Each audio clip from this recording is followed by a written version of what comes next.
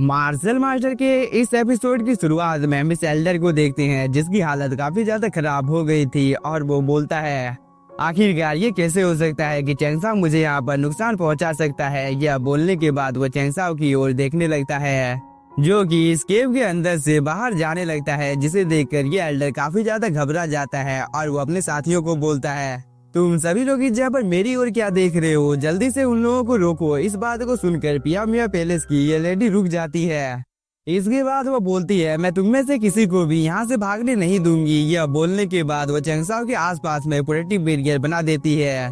जिसकी वजह से एक एल्डर तो सीधे इस प्रोटेक्टिव बैरियर के साथ में जाकर टकरा जाता है और इसकी हालत काफी ज्यादा खराब हो जाती है, जिसे देखकर चैंगसाओ और इसके दोस्त इस जगह पर रुक जाते हैं। और इस चीज को देखने के बाद ये एल्डर काफी ज्यादा खुश हो जाता है और वो पिया मिया पैलेस की इस लेडी की ओर देखने लगता है, जो कि काफी तेजी के साथ इसी ओर आने लगती है, क्योंकि वो इन सभी को जान से मारने की कोशिश कर रही थी। और इस चीज को देखकर डीमन किंग और इसका साथी पिया मिया पैलेस के इस लेडी के सामने आ जाता है, जिसे देखकर पिया मिया पैलेस की इस लेडी को काफी ज्यादा गुस्सा आ जाता है और वो अपने पावर को एक्टिवेट करने लगती है। तभी ये डीमन बोलता है आपको यहाँ पर चिंता करने की कोई भी जरूरत नहीं है, आप चैंगसाओ की जिम्मेदारी हम लोगों के ऊपर छोड़ सकती हैं, क्योंकि हम लोग इस जगह पर मौजूद है, इसीलिए आपको दूसरों के पीछे जाना चाहिए। मगर इस बात को सुनकर पिया मिया पैलेस की ये लेडी, जिसका नाम लॉर्ड होंगयांग होता है, वो अपने मन में कुछ सोचने लगती है, जिसे देख डीमन किंग इसके सामने आ जाता है और वो बोलता है चिंता करने की कोई भी जरूरत नहीं है लॉर्ड होंगयांग,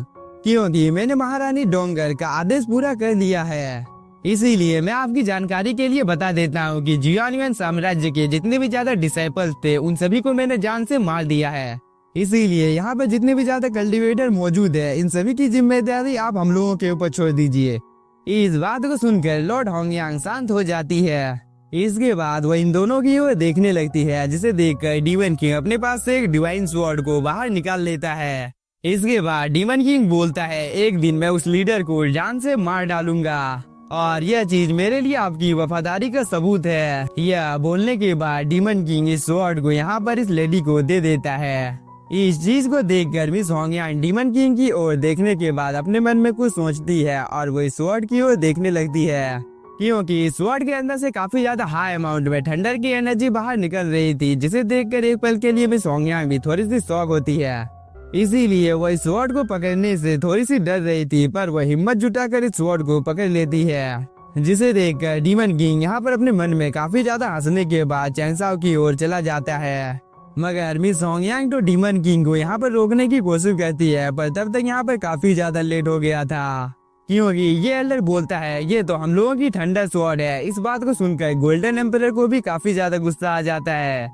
और गोल्डन एम्परर बोलता है मिस होंगयांग मैं तुम्हें आज जान से मार डालूंगा। यह बोलने के बाद गोल्डन एम्परर यहाँ पर अपनी एनर्जी को रिलीज कर काफी तेजी के साथ मिस होंगयांग की ओर आने लगता है, जिसे देखकर मिस होंगयांग को यहाँ पर कुछ भी समझ में नहीं आता है कि अभी अभी इसके साथ इस जगह पर क्या हो रहा है, क्योंकि गोल्डन एम्परर बिना कोई मौका दिए मिस होंगयांग के ऊपर कंटिन्यू हमला कर रहा था, जिसे मिस होंगयांग थंडर स्वॉर्ड की मदद से रोकने की कोशिश करती है। पर गोल्डन एम्परर का ये अटैक काफी ज्यादा पावरफुल होता है, जिसकी वजह से मिस होंगयांग थोड़ी सी दूर चली जाती है। इसीलिए वो अपने पास से इस ट्रेजर को बाहर निकालकर गोल्डन एम्परर के साथ फाइट करने लगती है, जिसकी वजह से इस जगह पर काफी ज्यादा टेरिफाइंग एनर्जी बाहर निकलने लगती है। और इस चीज को दूर से ये डीमन भी देख रहा था, जिसे देखकर इसकी हालत काफी ज्यादा खराब हो जाती है। पर तभी इसके सामने डीमन किंग और ये दूसरा डीमन आ जाता है और डीमन किंग को अपने पास देखकर यहाँ पर इस एल्डर का एटीट्यूड एक अलग ही लेवल पर पहुंच जाता है और वो चैंगसाओ की ओर देखने लगता है, जिसे देखकर चैंगसाओ इस जगह पर मुस्कुराने लगता है, क्योंकि इस एल्डर को पता नहीं था कि डीमन किंग तो चैंगसाओ के साथ ही में है।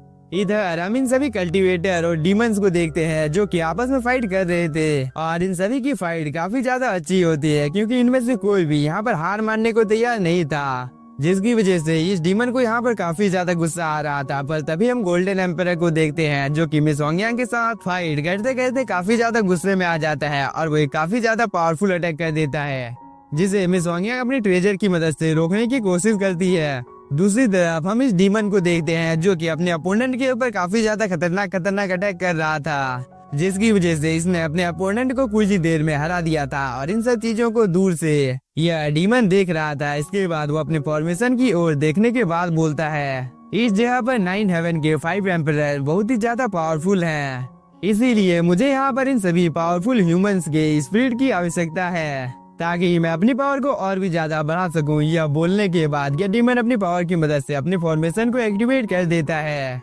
जिसके अंदर से रेड कलर की लाइट सीधे इस ट्री के ऊपर गिरती है, जिसकी वजह से इस जगह के चारों तरफ क्रैक पड़ने लगती है क्योंकि यह जगह कुछ ही देर में अब ढहने वाली थी। और इस चीज को देखकर चैंगसाओ थोड़ा सा परेशान हो जाता है, पर तभी ये एल्डर बोलता है, तुम लोगों को क्या लगा था कि तुम लोग इतनी आसानी के साथ इस जगह से बचकर निकल जाओगे? पर तुम लोगों की किस्मत तो काफी ज्यादा खराब है, क्योंकि अब तुम लोगों को ना चाहते हुए भी इसी जगह पर रुकना होगा, क्योंकि अब तुम लोगों के पास कोई भी दूसरा रास्ता नहीं है सिवाय अपनी मौत के आने का इंतजार करने के। इस बात को सुनकर के एल्डर थोड़ा सा परेशान हो जाता है और वो बोलता है, चैंगसाओ अब हम लोगों को यहाँ पर क्या करना चाहिए? इस बार चैंगसाओ बोलता है, आप लोग इस जगह पर इतना ज्यादा क्यों घबरा रहे हैं, क्योंकि यहाँ पर केवल 3 ही दानव हैं, इसीलिए आप इन सभी की जिम्मेदारी आप मेरे ऊपर छोड़ दीजिए, क्योंकि मैं इन सभी को यहाँ पर रोकूंगा। यह बोलने के बाद चैंगसाओ यहाँ से चला जाता है, पर तभी ये एल्डर और कल्टीवेटर बोलता है, चैंगसाओ तुम रुक जाओ, क्योंकि ये सभी कल्टीवेटर्स काफी ज्यादा पावरफुल है।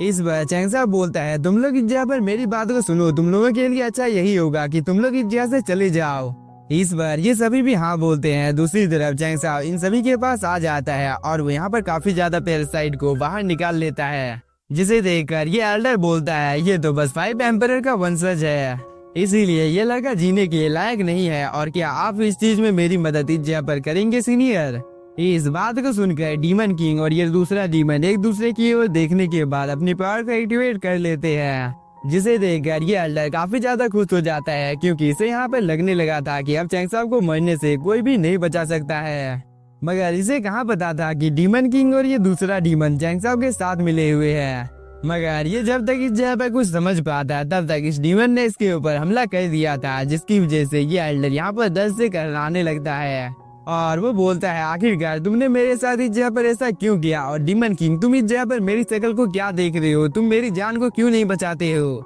इस बार डीमन किंग बोलता है, चैंगसाओ तुम्हारी इतनी ज्यादा हिम्मत हो गई कि तुमने मेरे साथी को जान से मार दिया है, इस चीज का कीमत तो यहाँ पर तुम्हें चुकाना होगा। इस बात को सुनकर चैंगसाओ अपनी पावर को एक्टिवेट करके इस एल्डर के ऊपर और एक काफी ज्यादा पावरफुल अटैक कर देता है, जिसे देखकर यहाँ पर जितने भी ज्यादा कल्टीवेटर मौजूद थे उन सभी को लगता है कि चैंगसाओ ने ही यहाँ पर इस एल्डर को जान से मारा है, क्योंकि चैंगसाओ ने अपने आसपास में इन सभी पैरासाइट को फैला दिया था, जिसकी वजह से अंदर में जो कुछ भी हुआ था इस चीज के बारे में इनमें से किसी को कुछ पता नहीं होता है। इसके बाद चैंगसाओ यहाँ पर इस एल्डर की सारी स्पिरिचुअल एनर्जी को एब्जॉर्ब कर लेता है, जिसकी वजह से इस मैजिकल स्टोन में कुछ हलचल होने लगती है, जिसकी वजह से चैंगसाओ की बॉडी के अंदर से काफी ज्यादा टेरिफाइंग एनर्जी बाहर निकलने लगती है। मगर इसी के साथ हम लोगों का ये एपिसोड हो जाता है खत्म। तो अगर आप लोगों को एपिसोड पसंद आया होगा तो चैनल को सब्सक्राइब कीजिए और video like. Thank you for watching.